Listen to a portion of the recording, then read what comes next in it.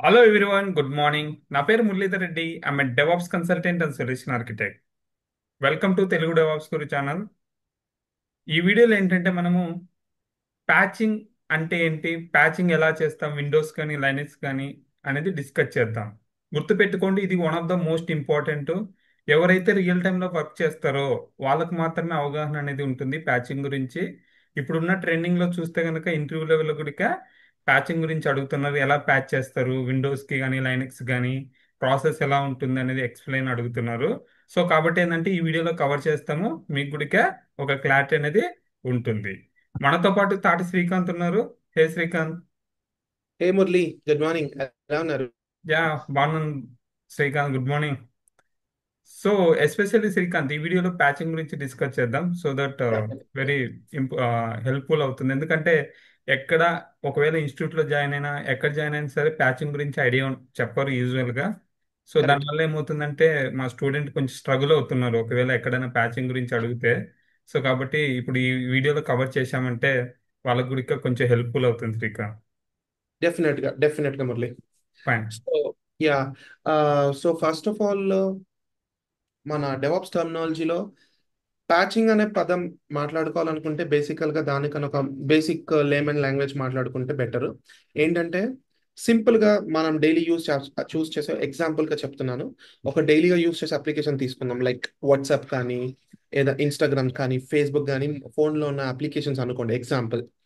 ఇప్పుడు మనకి ఏంటంటే ఇప్పుడు అప్డేట్ వస్తూ ఉంటుంది, రైట్? మనం ఏం చేస్తాం, సింపుల్ గా యాప్స్ అప్డేట్ కొట్టేస్తాము, మళ్ళీ మనం పని చూసుకుంటాం. కానీ ఎప్పుడైనా అప్డేట్ చేసిన తర్వాత ఏమేమి కొత్త ఫీచర్స్ యాడ్ అవుతున్నాయో చూసారా ఎప్పుడన్నా? ఎస్, కొన్ని మీకు ఫీచర్స్ కనిపిస్తాయి. లైక్ లెట్స్ అజ్యూమ్ రీసెంట్ గా or maybe few months back మనం వాట్సాప్ లో ఓన్లీ 10 ఫొటోస్ ఆర్ 20 ఫొటోస్ మాత్రమే వేరే వాళ్ళకి పంపించేటప్పుడు ఇప్పుడు ఆ ఫొటోస్ కౌంట్ అనేది పెరిగింది. అది మనకి ఫిజికల్ గా కనిపిస్తుంది, ఏంటంటే సెలెక్ట్ చేసి పంపిస్తున్నాం. కానీ ఈ వెనకాల ఇంకేమేమి అప్డేట్స్ అయ్యాయో ఎప్పుడన్నా మీరు గమనించారా? సో ఇదే పాయింట్. మనం ఎప్పుడైనా ఏ అప్లికేషన్ అయినా మనం వెళ్ళి యాప్ స్టోర్కి వెళ్ళి అప్డేట్ కొట్టేటప్పుడు అక్కడ వాడు లిస్ట్ ఇస్తారు. ఏమని? ఈ పలానా ఐటమ్స్ అనేది అప్గ్రేడ్ అవబోతున్నాయి, కొత్త ఫీచర్ రోల్ అవుట్ అవుతుంది అని చెప్పి.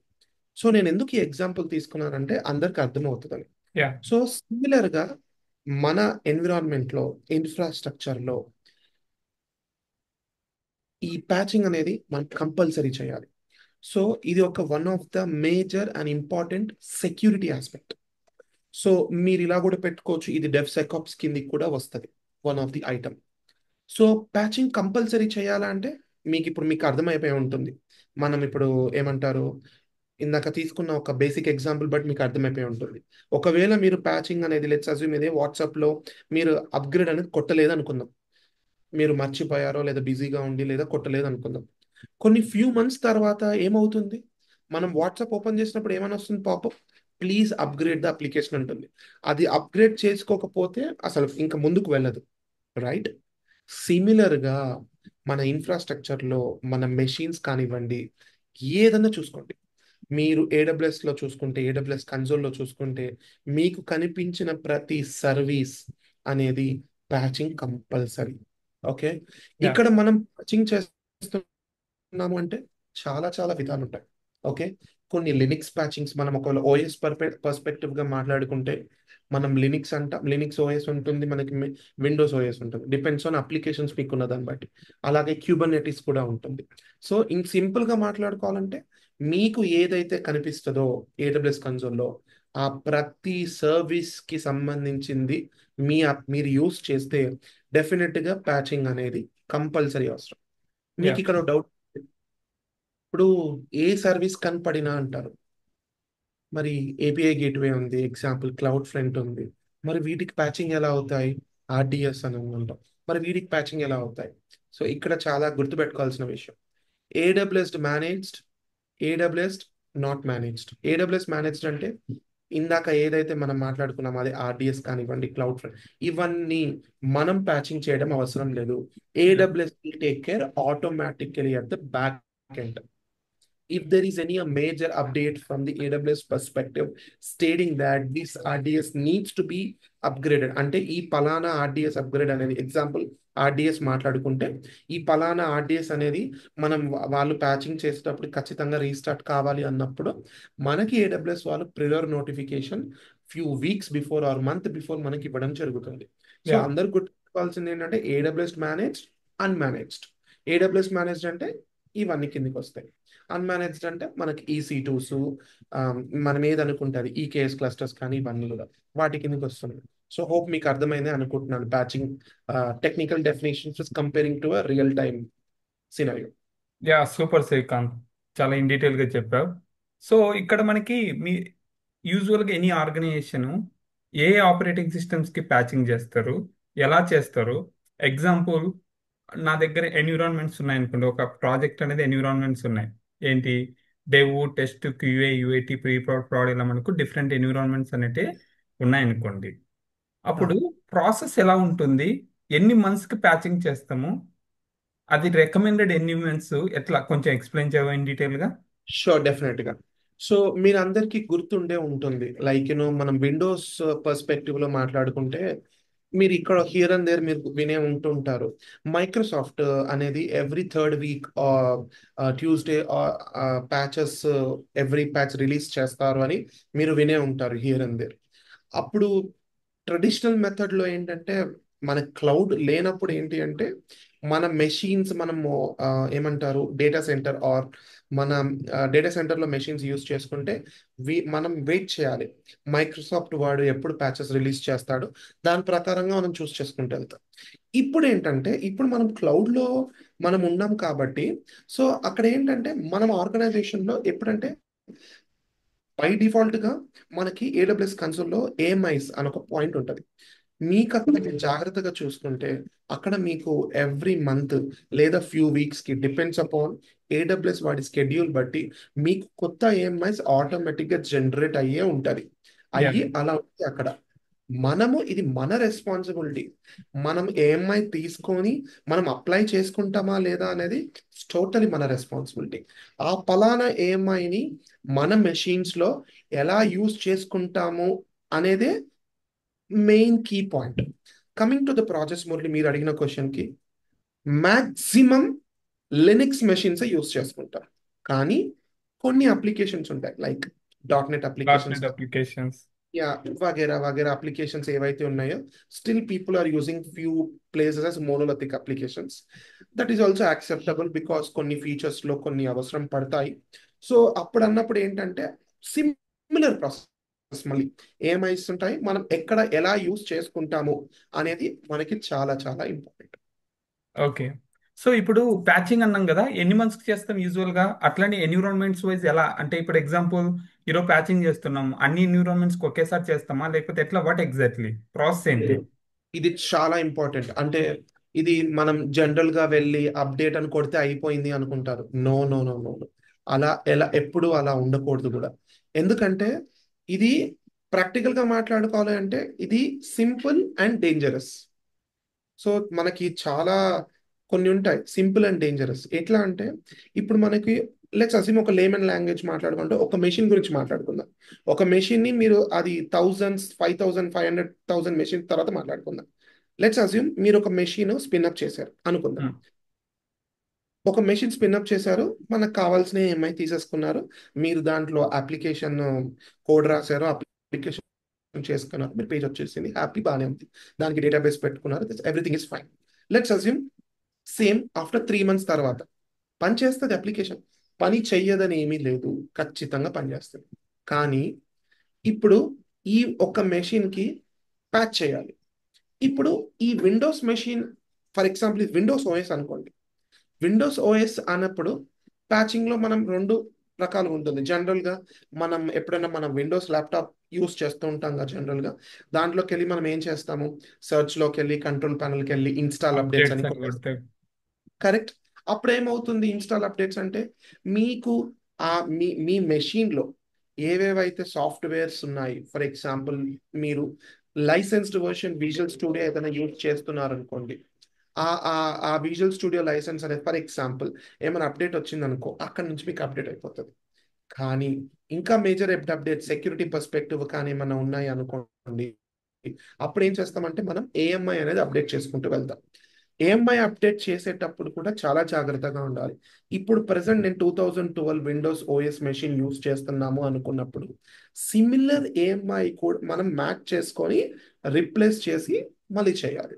ఇప్పుడు నేను ఒకటే ఒక మెషిన్ ఎగ్జాంపుల్ తీసుకున్నాను. ఇప్పుడు ఏఎంఐ మార్చడం అంటే ఏముంది? మెషిన్ ని స్టాప్ చేసి ఏఎంఐని పాత తీసేసి కొత్తది పెట్టి మళ్ళీ అప్ చేయడం.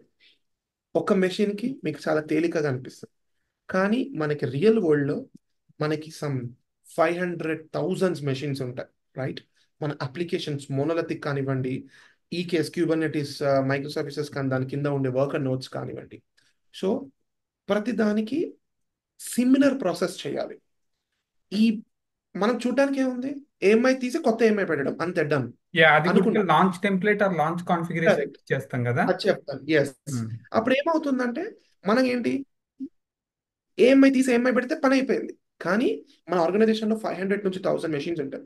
వీటిని మీరు ఎలా నీట్గా స్కెడ్యూల్ చేసుకుంటారు అనేది చాలా ఇంపార్టెంట్.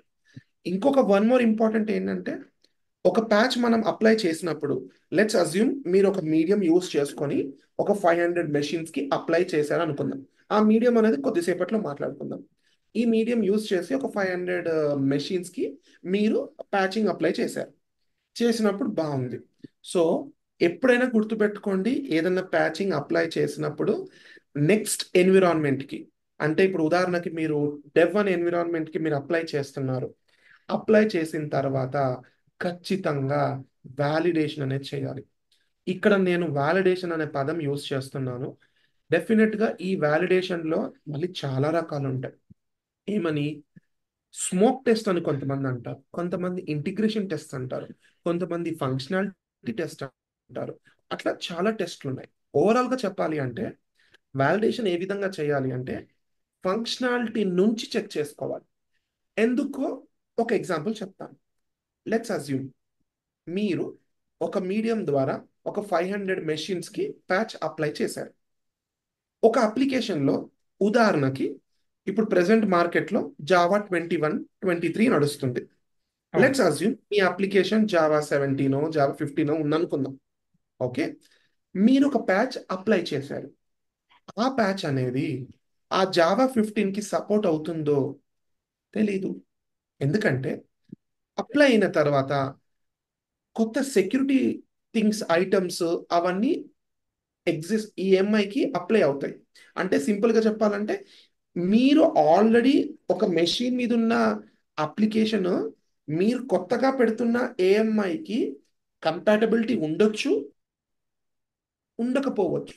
సో ఇది ఎప్పుడు తెలుస్తుంది అంటే మనకి డెవలపర్ అనేవారు మనకి ఫంక్షనాలిటీ వ్యాలిడేషన్ చేసినప్పుడు క్లారిటీ వస్తుంది.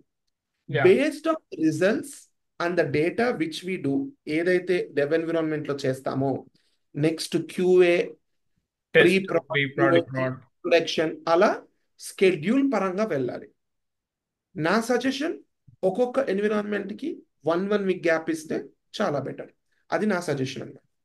So and one more thing, project to project కొంతమంది ఎవ్రీ 3 మంత్స్ చేస్తూ ఉంటారు కదా. అంటే 3 మంత్స్ డెవ్ స్టార్ట్ చేస్తారు, తర్వాత test UAT pre prod prod అలా చేస్తారు కదా. డిపెండ్స్ ఆన్ ప్రాజెక్ట్ బట్టి ఉంటుంది, depends right? On project, depends upon organisation బట్టి చేస్తారు. బట్ నా రికమెండేషన్ ఏంటి అంటే పర్ ఎన్విరాన్మెంట్, అంటే ఉదాహరణకి ఇప్పుడు జూన్ ఫస్ట్ వీక్ డెవ్ చేస్తున్నారు అనుకోండి, next dev July first week వెళ్ళాలి. అలా చూసుకోవాలి ఎప్పుడైనా. సో అప్పుడు ఏమవుతుంది అంటే మనము సెక్యూరిటీ ప్రాబ్లమ్స్ అనేవి రావు. ఎప్పుడైనా గుర్తుపెట్టుకోండి, మనం అనుకుంటాం మన మెషిన్స్ ఎవరు హ్యాక్ చేస్తారు, మన అప్లికేషన్ కి బయట వాళ్ళకి ఏం సంబంధం ఉంటుంది. నో, మీకు దే గుర్తుండే ఆల్వేస్ ఉంటుంది. ట్రయింగ్. కరెక్ట్. మీకు గుర్తుండే ఉంటుంది, పాస్ట్ లో మనము రీసెంట్ గా maybe few months back crowd strike attack జరిగింది, రైట్? నెక్స్ట్ ఇంకా ఆఫ్ కోర్స్. బ్యాక్ చూసుకుంటే లాక్ 4G ఇష్యూ వచ్చింది, మీకు గుర్తుందా? సో ఇలాంటివన్నీ చేస్తుంటారు హ్యాకర్ అనేవారు. వాళ్ళు ఏం చేస్తారంటే ర్యాండమ్ గా కొన్ని మిలియన్స్ ఆఫ్ హిట్స్ అనేది ఒక స్క్రిప్ట్ రూపంలో కానీ లేదా ఒక టూల్ రూపంలో కానీ వాళ్ళు జనరేట్ చేసి వదిలేస్తారు. ఒక చిన్న ఒక చిన్న లూప్ హోల్ కనపడితే చాలు. ఒక సెక్యూరిటీ గ్రూప్ లో 0.0.0/0 ఉందనుకోండి, అయిపోయింది. సో అయిపోయింది ఇన్ ద సెన్స్, ఈరోజు మీరు పెట్టారు రేపు అయిపోయిందని కాదు. పెడితే ఎప్పుడన్నా హ్యాకర్ వాడు ట్రై చేసినప్పుడు మీ అప్లికేషన్ కానీ ఆ మెషిన్ కానీ తగిలిందో, ఖచ్చితంగా ఏదో ఒక రూపంలో హ్యాకర్ వాడు లోపలికి వెళ్ళిపోతాడు. ఇంకా వన్స్ వాడు వెళ్ళిపోయిన తర్వాత అందరికి తెలిసింది ఏమవుతుంది అనేది. యా. గైస్ అర్థమైంది కదా, నా వీడియోలో మన వీడియోలో గుడికే ఎప్పుడు 0.0 ఇవ్వకూడదు రియల్ టైమ్ అని చెప్తాను కదా. ఇది ఒక one of the most reason. ఓకేనా? అర్థమైంది కదా. ఫైన్.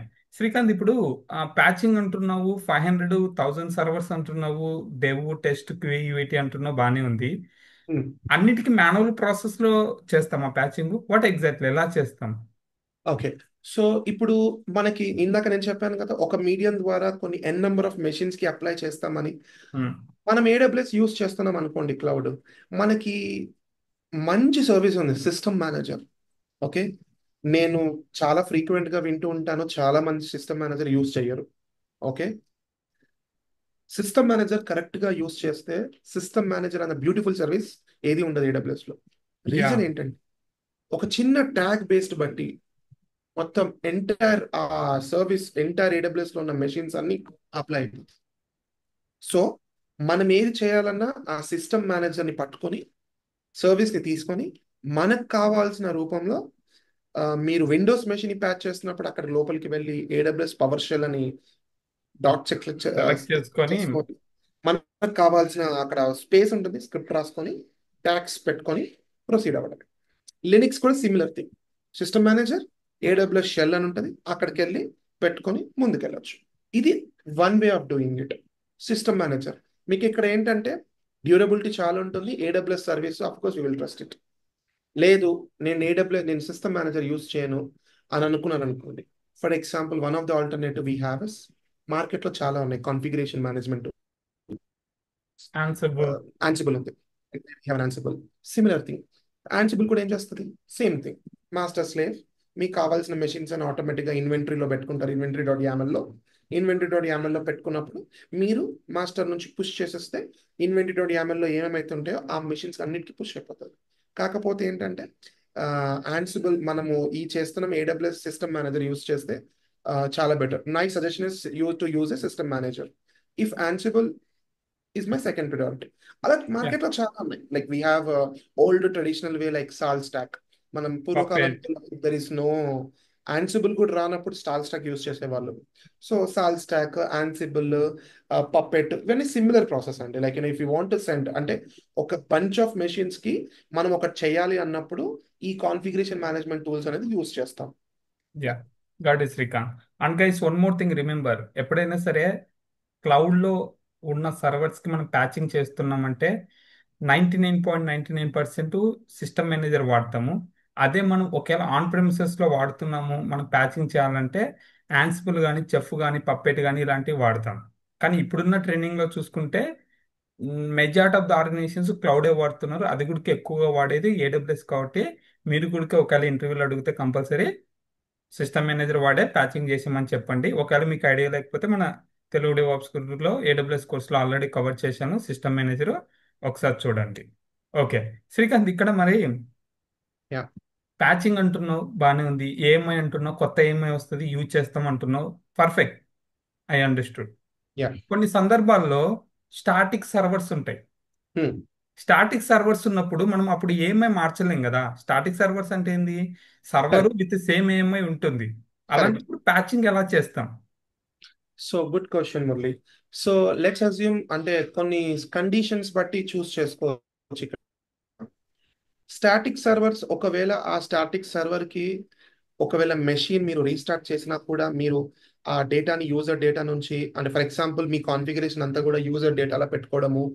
లేదంటే సమ్ కాన్ఫిగరేషన్ మేనేజ్మెంట్ ఇందాక ముందు చెప్పినట్టుగా ఏదన్నా యూస్ చేసుకొని మీరు మెషిన్ స్పిన్అప్ చేశారు అనుకోండి. ఒకవేళ సర్వర్ రీస్టార్ట్ చేసిన ప్రాబ్లం ఏం లేదు అన్నప్పుడు మీరు స్టాటిక్ సర్వర్ అయినా ప్రొసీడ్ అవ్వచ్చు ఏఎంఐ చేంజ్ లో.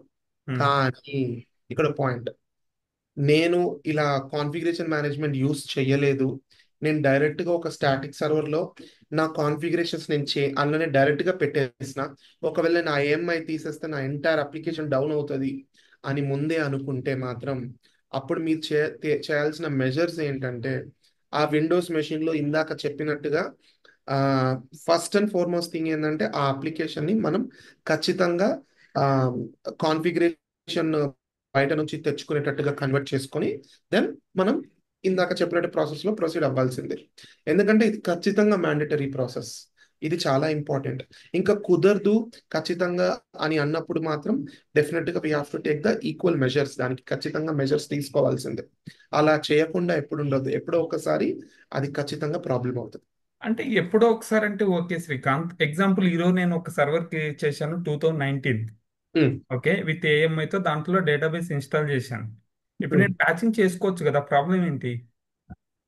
అదే అన్నాను ఇక్కడ లోపల సర్వర్కి లాగిన్ అవుతాను, అప్డేట్స్ అని కొడతాను, అప్డేట్ కొట్టేసి రీస్టార్ట్ చేసేస్తాను, అట్లా చేసుకోవచ్చు కదా, మ్యాండేటరీ కాదు కదా ఏఎంఐ చేంజ్ చేయడం. అదే నేను చెప్తున్నాను. ఉమ్, సో ఇక్కడ నేను అదే చెప్పాను, ఇందాక మీరు ఎగ్జాంపుల్ తీసుకున్నప్పుడు ఒక విండోస్ మెషిన్ లోకి వెళ్ళి కంట్రోల్ ప్యానల్కి వెళ్ళి ఇన్స్టాల్ అప్డేట్స్ అని కొడతారు, ఉమ్, హ్యాపీ కాదనట్లే, మాక్సిమం అప్డేట్స్ అన్ని కాపీ అయిపోతాయి, ప్రాబ్లం లేదు.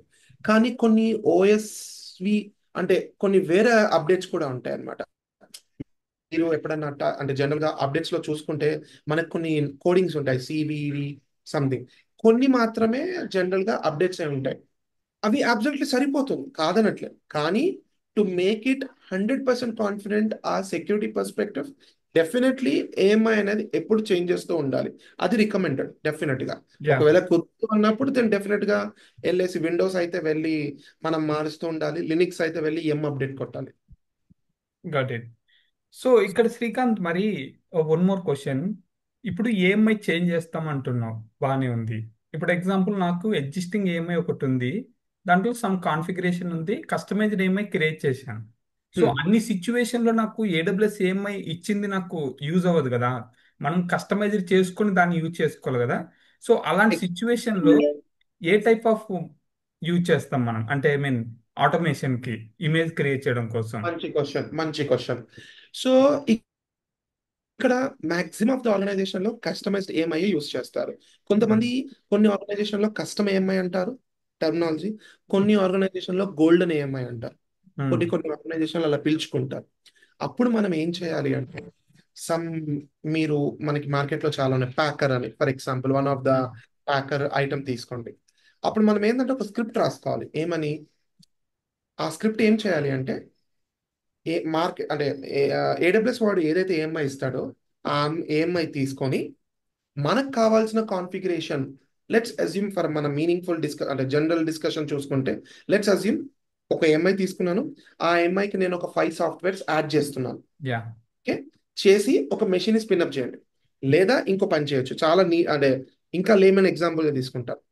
ఒక ఎంఐ తీసుకోండి, ఒక మెషిన్ లో స్పిన్అప్ చేయండి, స్పిన్అప్ చేసి దాంట్లో మీకు కావాల్సిన కాన్ఫిగరేషన్ సాఫ్ట్వేర్స్ అంటారో లేదా ఎగ్జాంపుల్ గిట్ తీసుకోండి, కాన్ఫిగరేషన్ గిట్ డేటా అంటారో మీరు తీసుకోండి. ఏమైనా పెట్టుకోండి. ఉమ్, పెట్టుకోండి, పెట్టుకున్న తర్వాత ఆ మెషిన్ ని ఏమై చేయండి మళ్ళీ, ఉమ్, రైట్. మనకి ఏడబ్ల్యూఎస్ కాన్సెప్ట్స్ ఉన్నాయి, రైట్.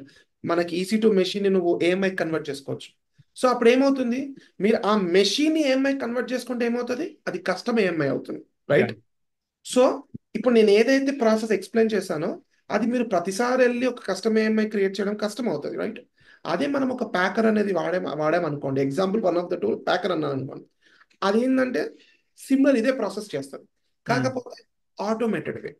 అప్పుడు ఏమవుతుంది, మీరు ఇలా సెట్ చేసుకోవచ్చు, ఏమని, ఉదాహరణకి నేను జూన్ 3 నేను డెవ్ ప్యాచింగ్ చేయాలి. అప్పుడు మీరు ఏం చేస్తారు, జూన్ 2 మీరు ఆల్రెడీ స్క్రిప్ట్ రాసేసుకొని, మీరు ఉదాహరణకి మీరు ఏదైనా సిఐసిడి పైప్లను లేదంటే ఏదైనా యూస్ చేశారనుకోండి, దాంట్లో మీరు ఆల్రెడీ బిల్ నో కొట్టేసుకుంటే ఏమవుతుంది, నేను చెప్పిన ప్రాసెస్ అన్ని కూడా ఏఎంఐ తీసుకుంటుంది, నాకు కావాల్సిన కాన్ఫిగరేషన్ ఆ ఏఎంఐకి యాడ్ చేస్తుంది, ఒక మెషిన్ స్పిన్అప్ చేస్తుంది, తర్వాత ఆ మెషిన్ మొత్తం ఏఎంఐ తీసుకుంటుంది, ఆ మెషిన్ షట్ డౌన్ చేసేస్తుంది, చేసి నాకు ఏఎంఐ నాకు అప్డేట్ ఇస్తుంది. అప్పుడు ఆ వచ్చిన ఏఎంఐని నేను తీసుకొని నా సిస్టమ్ మేనేజర్లో నేను పెట్టుకుంటా, అలా ఓకే, చేసుకో. Fine, super Srikanth, thank you. And ఇక్కడ మరి ఏఎంఐ క్రియేట్ చేస్తున్నాం బాగానే ఉంది. ఇప్పుడు డెవ్ ఈ వీక్ చేస్తున్నాం అనుకోండి, క్యూఏ ఎప్పుడో 2 వీక్స్కో 3 వీక్స్కో చేస్తాం, ఎగ్జాంపుల్ చెప్తున్నాం. ఉమ్, అయితే um, UIT pre prod prod test whatever. Um. So అప్పుడు ఆల్ ద ఎన్విరాన్మెంట్స్ కి సేమ్ ఏఎంఐ వాడతామా లేకపోతే డిఫరెంట్ డిఫరెంట్ వాడతామా?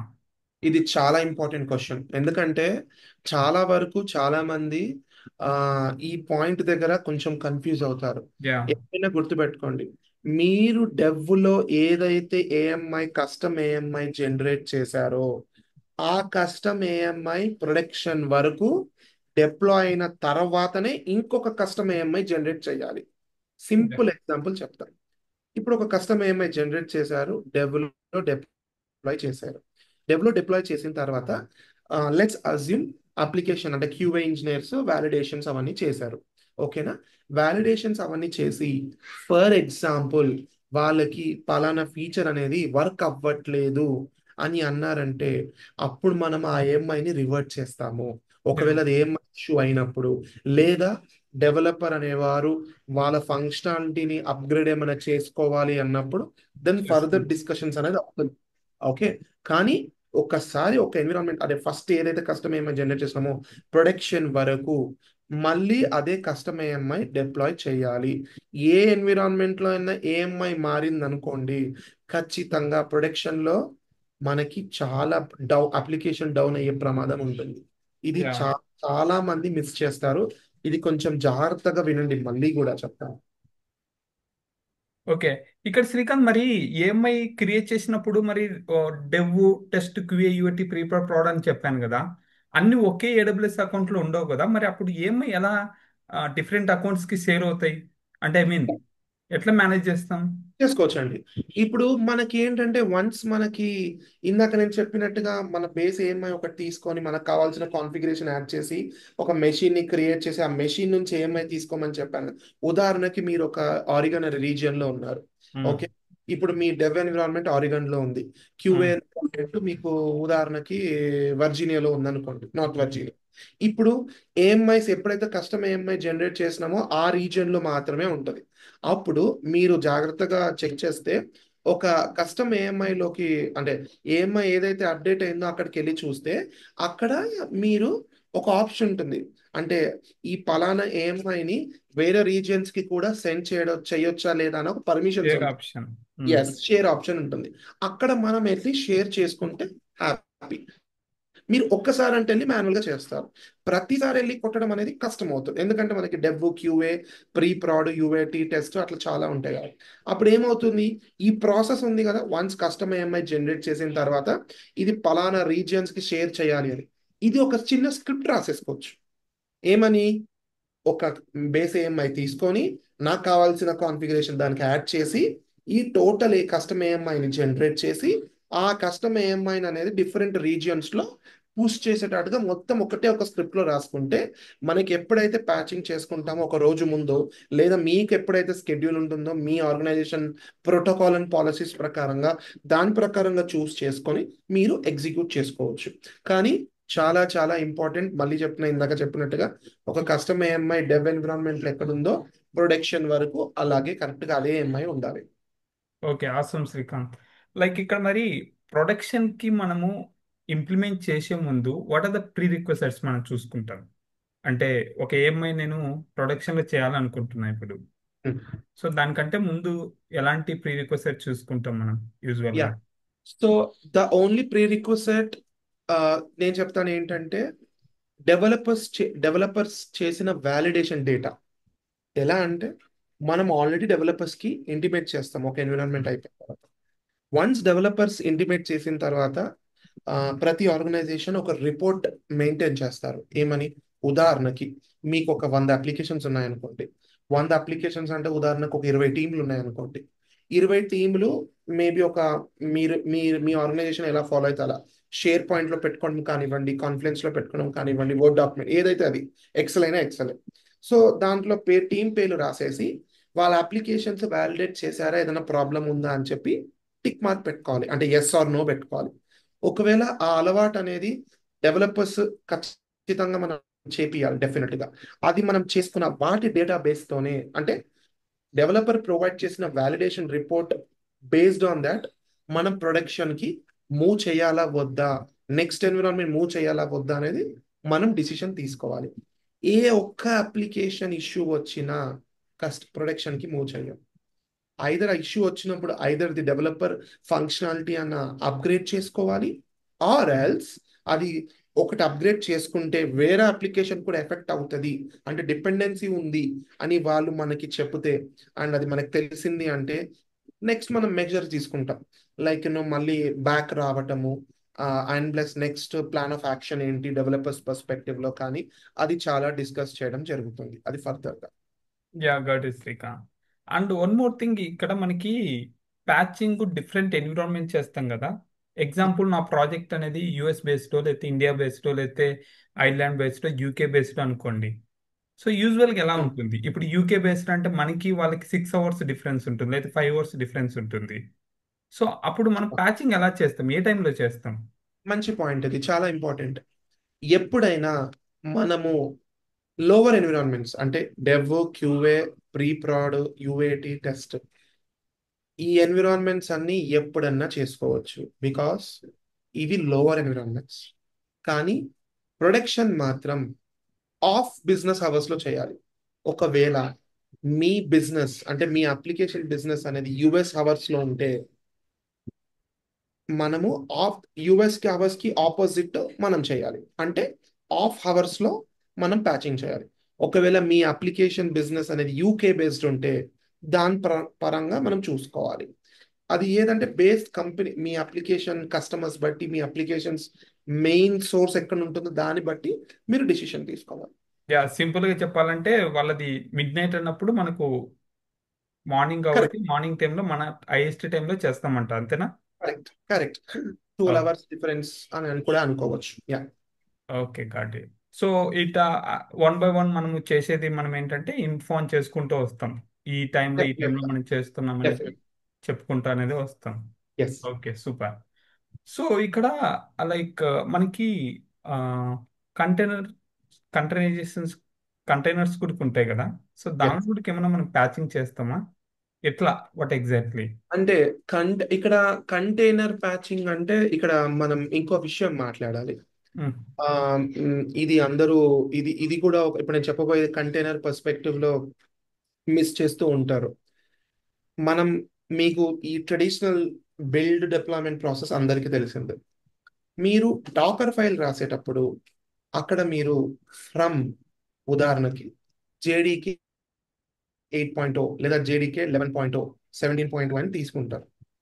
మనం ఏమనుకుంటాం, మనం పెట్టేసి కావాల్సిన స్టెప్స్ తీసుకొని డాకర్ బిల్డ్ కొట్టేస్తారు. బాగానే ఉంది, హ్యాపీ, బిల్డ్ అయింది. మీకు కావాల్సిన కస్టమ్ పామ్.xml లో ఉన్నవన్నీ కూడా పెట్టుకుంటారు. అపోన్ అయితే యాడ్ అవుతుంది. అది మీరు తీసుకుపోయి ఈసీఆర్ లో పెడతారు. ఈసీఆర్ లో వెళ్ళి క్యూబర్నెటిస్ లో డిప్లాయ్ అవుతుంది. చాలా బాగుంది. కానీ మీరు డాకర్ ఫైల్లో పెట్టే ఫ్రమ్ పక్కనున్న ఇమేజ్ అది పబ్లికా ప్రైవేటా అనేది చాలా important. So what you mean by పబ్లికా ప్రైవేట్? పబ్లిక్ అంటే ఇప్పుడు మనమందరం కూడా ఏదైనా డాకర్ ఫైల్ రాసి పబ్లిక్ లో పుష్ చేసుకోవచ్చు. ఆ పలానా ఇమేజ్ అనేది మనం యూస్ చేసుకుంటే ఆ పలానా ఇమేజ్ ఉదాహరణకి ఇప్పుడు నేను ఒక డాకర్ ఫైల్ రాసా, కస్టమ్ డాకర్ ఫైల్ నేను పబ్లిక్ లో పెట్టేశా. ఉదాహరణకి ఇప్పుడు మురళి అప్లికేషన్ ఒక డెవలప్ చేస్తున్నారు. నేను రాసిన ఆ, నేను ఒక స్ట్రేంజర్ అనుకోండి. సో ఆ పలానా ఇమేజ్ అనేది మురళి వాళ్ళు యూజ్ చేసుకున్నారు అనుకుందాం. ఇప్పుడు నేను ఒక 1 ఇయర్ తర్వాత ఉదాహరణకి నాకు అది అవసరం లేదు అని చెప్పి నేనే వెళ్ళి డిలీట్ చేశాను అనుకోండి.